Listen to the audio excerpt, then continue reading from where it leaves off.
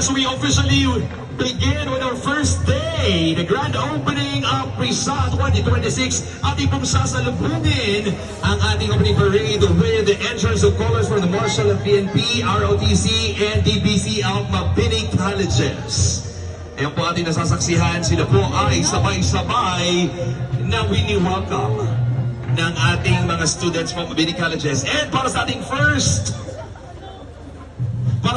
competing delegate, kitang-kita na po natin mga kaibigan approaching here sa ating Eco Athletic Field ang buong puwersa ng ating mga kasamaan from the province of Albay.